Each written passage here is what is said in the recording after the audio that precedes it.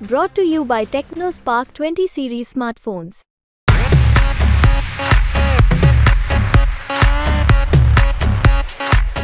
बाड़मेर जैसलमेर का लोकसभा चुनाव है वो बड़ा इंटरेस्टिंग लगातार होता जा रहा है। आप देखिए, कांग्रेस ने कल जो 5 नामों की राजस्थान की सूची जारी की थी उसमें बाड़मेर जैसलमेर से 5 दिन पहले ही आरएलपी छोड़कर आए उमेदाराम बेनीवाल को अपना प्रत्याशी बनाया है। और उसके बाद आज उमेदाराम बेनीवाल है वो पहली बार टिकट और पार्टी ज्वाइन करने के बाद में जब बाड़मेर पहुंचे तो उनका जबरदस्त तरीके से स्वागत किया गया। जोधपुर एयरपोर्ट से लेकर जब वो बाड़मेर की डोली सीमा, बालोतरा की डोली सीमा में पहुंचे तो वहां पर सैकड़ों गाड़ियों में उनके समर्थक थे, वो इंतजार कर रहे थे। और सबसे जो बड़ी खासियत बात लगी कि जहां पर हरीश चौधरी और उमेदाराम बेनीवाल, आप देखिए ऐसा माना जाता है कि उमेदाराम बेनीवाल की जो एंट्री है वो हरीश चौधरी ने करवाई है। और जब आज टिकट मिलने के बाद में और प्रत्याशी बनाने के बाद में आप देखिए कांग्रेस पूरी की पूरी एकजुट नजर आई। खास तौर से आप देखिए कांग्रेस के जितने भी बाड़मेर जैसलमेर के नेता थे वो उमेदाराम बेनीवाल को बाकायदा रिसीव करने के लिए पहुंचे।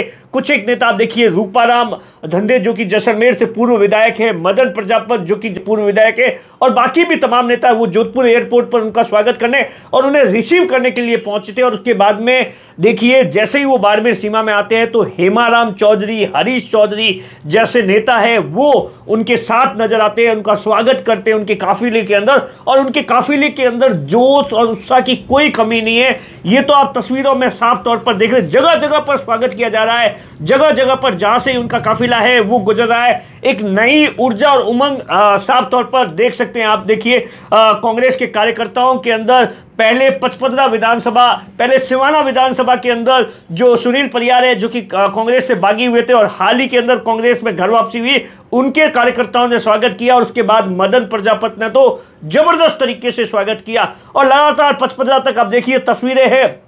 बायतू के अंदर ऐसा माना जा रहा है कि बहुत बड़ा स्वागत है क्योंकि उमेदाराम बेनीवाल का बायतू गढ़ माना जाता है जहां पर हरीश चौधरी, और आप देखिए एक चुनाव तो कैलाश चौधरी के सामने 2000 अपना पहला जो चुनाव था 18 का वो कैलाश चौधरी और हरीश चौधरी के सामने लगा था, वहां पर दूसरे नंबर पर पहुंच गए थे।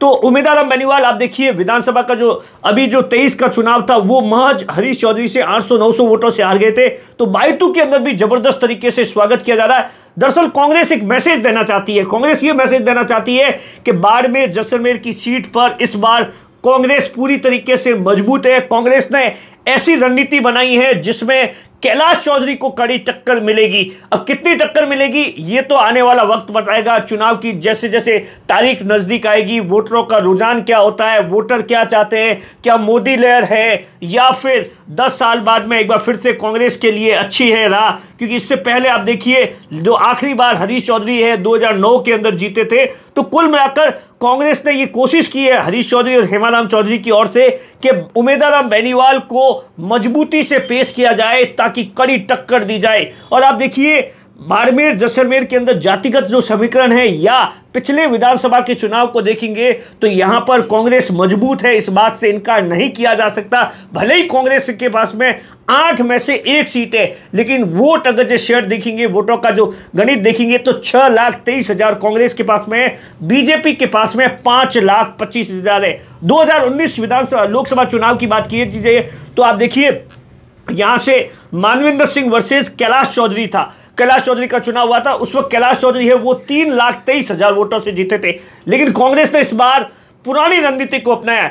इस लोकसभा सीट पर आप देखिए 17 में से 9 बार कांग्रेस जीती है, बीजेपी सिर्फ 3 बार ही जीती है। उमेदाराम बेनीवाल आप देखिए 47 साल के हैं, कांस्टेबल की नौकरी छोड़कर आए हैं। कैलाश चौधरी भी मजबूत उम्मीदवार है, केंद्रीय मंत्री है, संगठन पे अच्छी पकड़ है, जाति का जो समीकरण है वो उनके साथ है। तो कांग्रेस ने ही उसी पर काट किया है जो बीजेपी का मजबूत आधार था कि बीजेपी ने जाट उम्मीदवार को उतारा था। इस बार कांग्रेस ने भी उसी तरीके से जाट उम्मीदवार को उतारकर चुनाव है वो बड़ा दिलचस्प बना दिया है। अब देखिए आप अभी तक तीसरा उम्मीदवार रविंद्र सिंह भाटी होंगे या नहीं होंगे, इस बात को लेकर अभी कुछ भी कहना बड़ा जल्दबाजी होगा।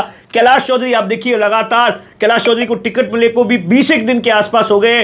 वो पहले प्रवासी सम्मेलन के लिए, क्योंकि लाखों हजारों की तादाद में बाहर जो लोग रहते हैं उनसे मुलाकात कर रहे थे, और अब कैलाश चौधरी ने अब देखिए कल से लगातार विधानसभा क्षेत्र के अंदर जाकर 8 विधानसभाओं के अंदर कार्यकर्ताओं के साथ में सम्मेलन कर रहे हैं और 28 तारीख को जो नॉमिनेशन है उसकी तैयारी कर रहे हैं कि वहां पर मुख्यमंत्री भजनलाल शर्मा के भी आने के समाचार है और वहां पर एक तगड़ा ऐसा माना जाता है टारगेट रखा गया है बाकायदा कि कम से कम 50,000 की भीड़ है वो लाना टारगेट रखा गया है, तो उसमें जुटे हुए हैं। तो दूसरी तरफ आज पहली बार टिकट मिलने के बाद में कांग्रेस ने यहां पर बीजेपी की यकीन मानिए नींद तो उड़ा ही दी है। बीजेपी को चुनाव बड़ा आसान लग रहा था। बीजेपी के जो नेता है या राजनीतिक जो जानकार है उनको ये लग रहा था कि मोदी लहर है और मोदी लहर के अंदर कांग्रेस है कोई फाइट नहीं दे पाएगी। लेकिन अब जो तस्वीरें सामने आ रही है, जिस तरीके की लोगों से बातचीत की जा रही है, तो कहीं ना कहीं इस बार का जो चुनाव है वो बड़ा दिलचस्प होने जा रहा है।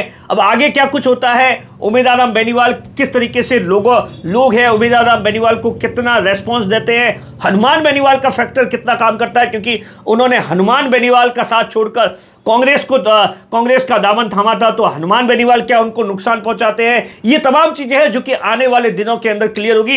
लेकिन फिलहाल की राजनीति के अंदर कांग्रेस ने आज जो धमाकेदार एंट्री की है उससे कहीं ना कहीं बीजेपी जरूर परेशान है। दिनेश बोरा, बाड़मेर।